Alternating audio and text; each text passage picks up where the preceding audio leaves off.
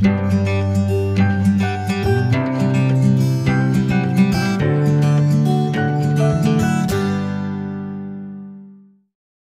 बऱ्याच वेळा असं पाहिलंय, की म्हणजे शेतकरी ते कामधंदा सापळे म्हणा किंवा इतर ज्या काही गोष्टी आहेत, स्टिकी ट्रॅप्सचा वापर करणे म्हणा, तर त्यांनी करतात. पण त्यामधून आहे की नाही त्यांना म्हणावं तसं म्हणजे त्यातून नियंत्रण मिळत नाही.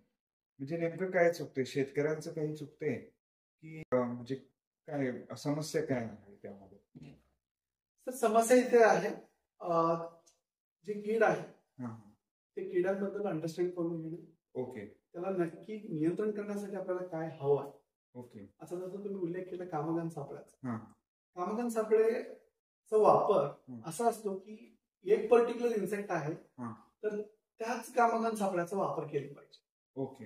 हां, आता जसं तुम्हाला सांगितलं तर हेलिकॉर्प आर्मेचर हां. जे गुंडाळीचे म्हणतो आपण ओके. हां, किंवा कापासामध्ये येतं. हां, हां. हेलिकॉर्प आर्मेचरसाठी हेलिल्यूर जे आहे हां. त्याचंच फेरोमोन किंवा त्याचाच कामगान सापळा वापर केला पाहिजे. सर हे असं का आहे? तर ते स्पीसीज स्पेसिफिक आहे. ओके. आता फेरोमोन म्हणजे काय हां, हे अंडरस्टँड करून घेणं महत्वाचं आहे. हं. तेच काय, दुसरं काय. हां, हां. तर फेरोमोन एक असं केमिकल आहे जिथे की एक it is a mode of communication. बरं. जसं आपण कम्युनिकेट करतो, हं. ओरल कम्युनिकेशन आहे. बरोबर. हां, किड्यांमध्ये पण वेगळ्या वेगळ्या प्रकारचे कम्युनिकेशन आहेत. बरं. त्याच्यामध्ये एक प्रकारचं कम्युनिकेशन आहे केमिकल कम्युनिकेशन. ओके. फेरोमोन म्हणजे काय, एक केमिकल आहे हं. जिथं एक फिमेल हं, रिलीज करू शकतं किंवा हं. मेल पण रिलीज करू शकतं. हं, रिलीज केल्यानंतर female is releasing that chemical, हं. ते मेल परसिव्ह करतं. ओके. कशासाठी? मेटिंग करण्यासाठी. हं, हं, हं. It's a mode of communication. हां, मग फिमेल ज्यावेळी केमिकल रिलीज करतं हं. ते मेल त्या concentration it will find that female okay. And they will go for mating. Okay. आणि आपण इथं आपल्या फायद्यासाठी पेस्ट मॅनेजमेंट आपण काय केलं, त्याचं फेरोमोनचं केमिकल्स एक्स्ट्रॅक्ट केले हं, हं. इन किड्यांमधून, त्याचे केमिकल नेचर अंडरस्टँड करून घेतलं आणि त्याला सिंथेटिकली आपण मॅन्युफॅक्चर केलं. ओके. जिथे की आपण कुठं ना कुठेतरी त्या किड्यांना मिसगाईड करतो. ओके. आपण तिथं फेरोमोन कामगान सापळा लावलेला आहे हं.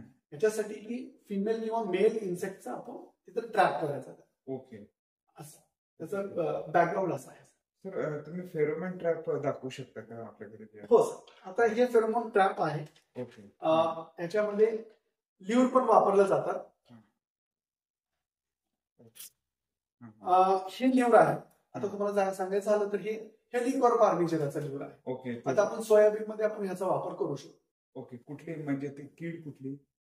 सर हे आपल्या पॉडवरती खातं. ओके. सोयाबीनचे जे पॉड्स आहेत हां, हां. त्याच्यावरती खातं. ओके. म्हणजे शेंगा खाणारे शेंगा आहे. खाणारे. Okay, okay. हां. मग हे ल्यूर आहे. मग ओके. ह्याच्यामध्ये एक छोटंसं एक रबर ट्यूब असतो छोटासा. Okay, okay. मग त्या रबर ट्यूबचा इथं वापर केला पाहिजे. ओके. हां. मग काय होतं, त्या रबर ट्यूब मध्ये जसं मी तुम्हाला सांगितलं की केमिकलचं इम्प्रेग्नेशन केलेलं असतं. हां, हां, हां. मग ते केमिकलच्या वासामुळे ते किडे येतात. हां, हां. मग इथं ट्रॅप होतं. ओके. म्हणजे ते खाणं बंद करायला. येस. ओके. आता ह्याचा वापर कसा केला पाहिजे, हां.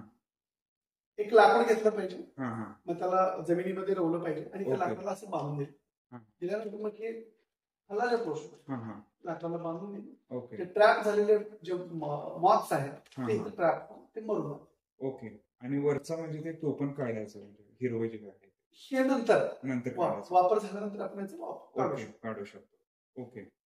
तर सर म्हणजे ती सगळी जी तुमच्याकडे जी लूर्स आहेत ती दिसायला सगळी एकसारखीच दिसतात. पण त्यामध्ये काय भिन्नता काय असते त्यामध्ये आणि म्हणजे कसं वेगवेगळं आहे ते? सर दिसायला तर सेम दिसतात होय. आहेत, पण याच्यामध्ये याचे लेबल जे आहे हां. लेबल्स खूप महत्वाचे. ओके. हां. आता जसं हे याच्यावरती लिहिलेलं आहे बॅक्टोसेरा डॉर्सालिस. ओके. त्याचा बॅक्टोसेरा डॉर्सालिस एक फळमाशी आहे ओके. ज्याचा प्रादुर्भाव आपल्या आंब्यामध्ये येतो, हं, हं. ड्रॅगन फ्रूट मध्ये, चिक्कू मध्ये, हं. आपल्या गावामध्ये येतो. हं, हं. आणि इथं आणखीन एक आहे बॅक्टोसेरा कुकुरबिटे. ओके. हे मेलॉनफ्ला आपल्या गॉड्स वरती. ओके. म्हणजे हे दोन्ही फळमाशीचेच आहेत, पण ह्या दोन्ही लूर्स मध्ये जमीन आसमानचा फरक आहे. जमीन आसमान. ओके. हां. वेगळ्या वेगळ्या किड्यांसाठी वापर केला गेला. ओके. म्हणजे जे दोडक्यावरचं जे काय फळमाशीचं ट्रॅप लूर आहे ते आपण सीताफळ किंवा आंब्याला आपण वापरू शकत नाही, ओके. वापर नाही करू शकत.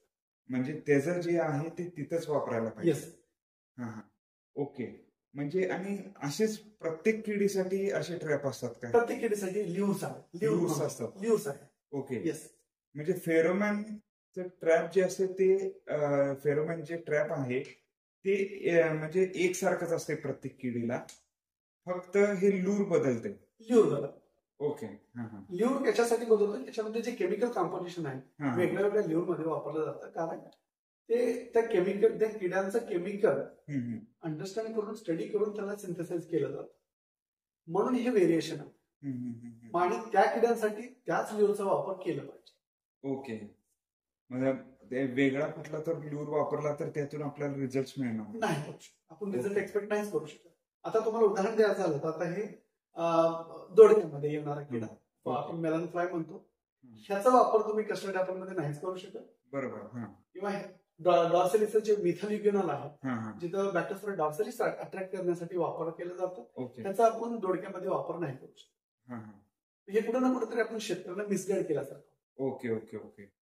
म्हणजे थोडक्यात हे जे कंपनीज आहेत त्यांनी पण ते त्याच्यावर त्या पाकिटांवर तसा उल्लेख करायलाच हवा ठळक अक्षरात, की जेणेकरून म्हणजे शेतकऱ्यांची दिशाभूल होणार नाही.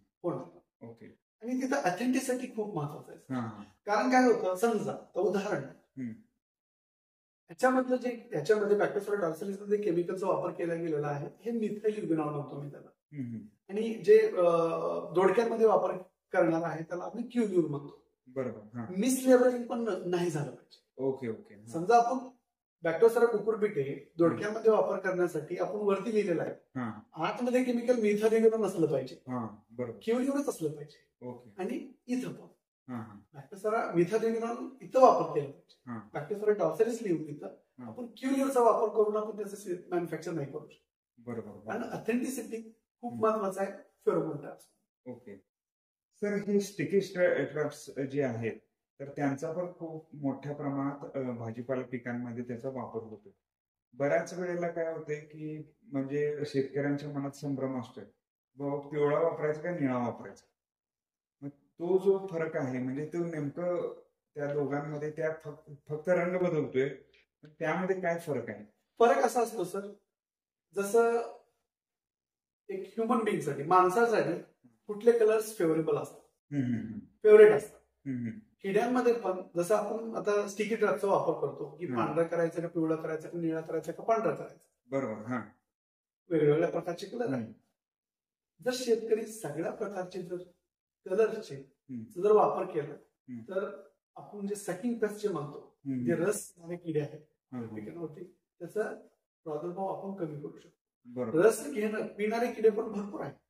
लीफ हॉपर्स म्हणतो, व्हाईट फ्लाईज म्हणतो, ड्रिप्स आहे, असे बरेच किडे आहेत. त्यांचं कलर प्रिफरन्स जे आहे ते व्हेरी होतं. मग त्याच्यानुसार जर आपण सगळ्या कलरचे स्टिकी ट्रॅप प्लॉट्स मध्ये लावलं तर आपण त्या किड्यांचा प्रादुर्भाव आपण कमी करू शकतो. म्हणजे सरसकट सगळे, म्हणजे पिवळं पण लावायचं, निळा पण लावायचं आणि पांढरं पण लावायचं. येस. ओके.